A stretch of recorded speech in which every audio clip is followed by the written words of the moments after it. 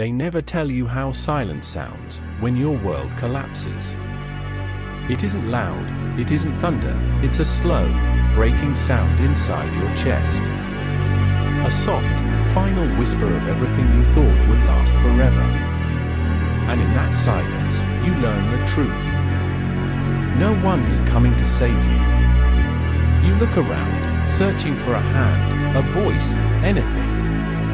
But all you find are shadows that used to be people. They said they'd stay, remember. They said you'd never have to face the dark alone. But when the dark came, it came for you, not them. And they left, one by one, until it was just you. And the echo of promises that never meant a thing. That's when the breaking starts. Not on the outside, but deep, where no one can see. You stop caring. You stop feeling. You stop believing in the light. And that's exactly where transformation begins. Because when you've lost everything, when the fire burns everything you were, you realize something no one else can understand. That maybe losing it all was the only way to meet your real self. You sit in the ashes, motionless, watching the smoke rise from what used to be your world. And in that quiet moment, there's no more pretending. No masks, no lies, no borrowed identities. Just you, raw, broken, stripped of illusion. And you whisper to yourself, maybe this is what I needed. The pain doesn't fade. It reshapes you. It's not the kind of pain you cry through. It's the kind that rewires your entire existence. You stop asking, why me? And start whispering, watch me. Because pain, real pain, doesn't come to destroy you, it comes to sculpt you. To carve away everything weak, everything fake, until only the unbreakable parts remain. You start walking differently, not because you're healed, but because you're haunted. Haunted by the person you used to be. The one who cared too much. Who waited too long. Who believed too easily. And so you walk through life now. Not searching for peace, but for purpose. Every scar on your soul becomes a story. Every loss becomes a lesson. Every betrayal becomes proof that you no longer need anyone's permission to rise.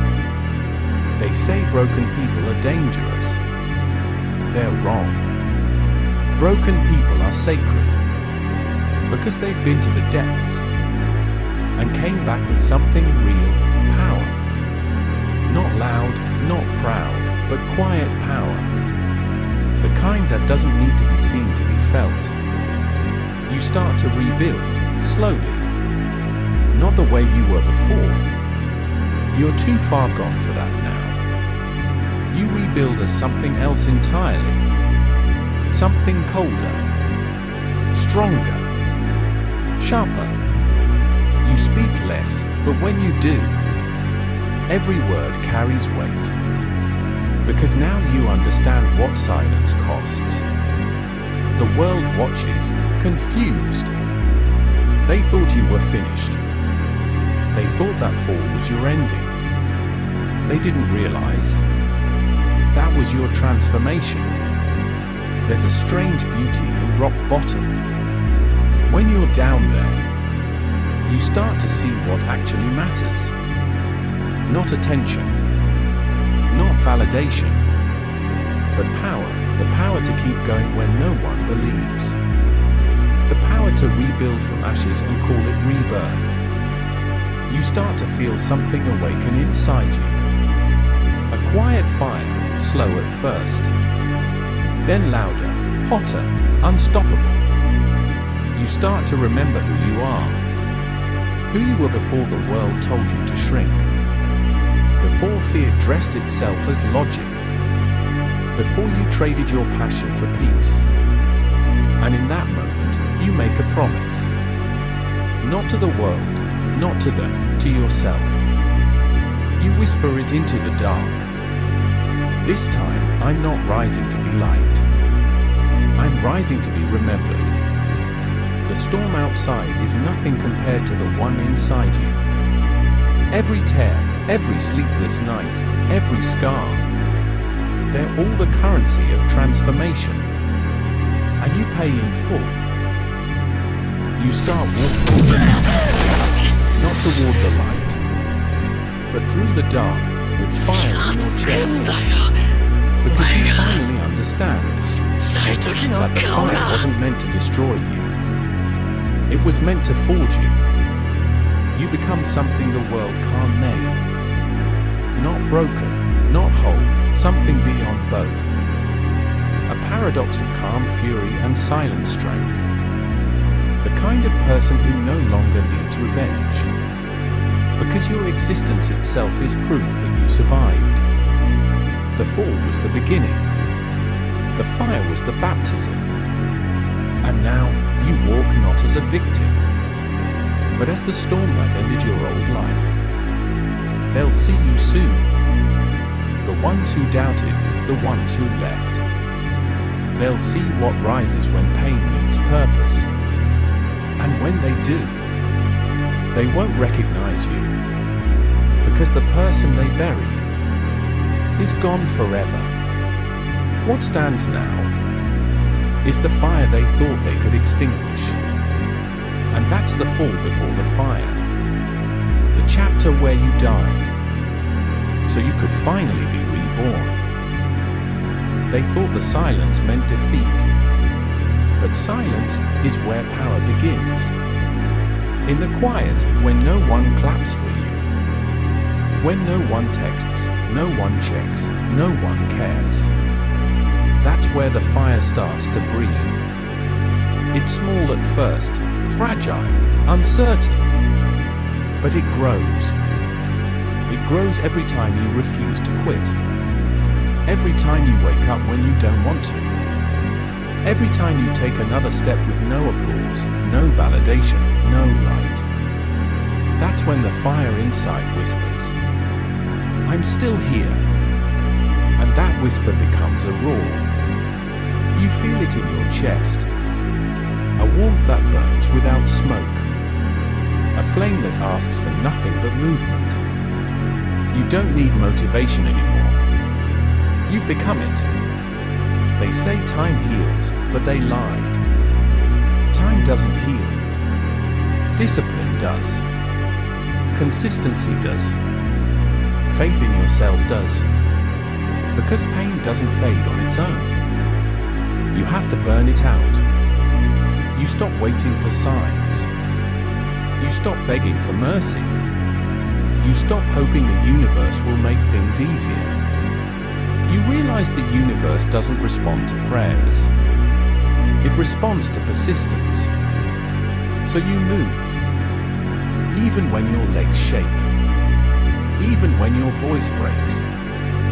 Even when the mirror looks back at you with doubt in its eyes. You move anyway. And that's how the fire spreads. Not in explosions, but in quiet, deliberate decisions. Every rep, every hour. Every choice to show up again. That's how you turn the spark into an inferno. They used to laugh, remember. They used to call you dramatic, unrealistic, crazy. But that's what small minds do when they meet someone building something big. They can't understand it, so they mock it. Let them. They can laugh from the ground. You'll smile from the sky. Every day, you rise a little higher. Not because it's easy, but because the old you doesn't exist anymore. You bury that version in the ashes. You're not rebuilding. You're rebirthing. Your pain becomes fuel. Your fear becomes focus. And the things that used to break you, now they build you. That's the paradox of transformation. The same darkness that almost ended you becomes the reason you shine. You start to notice the shift. People who ignored you begin to notice. They hear the fire in your voice. They see the edge in your eyes. They ask, "What changed?" You smile. You don't answer, because they wouldn't understand. They'll never understand what it feels like to rise from the ashes of your own destruction. They'll never understand the silence, the pain, the cold. They'll never understand how many nights you screamed into pillows.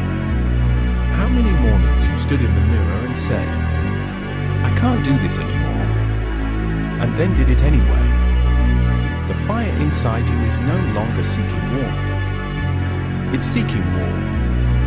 Not with others, but with your limits. You've seen what comfort does. It softens. It kills ambition. It turns dreams into memories. Not you. Not anymore. You don't crave peace, you crave purpose.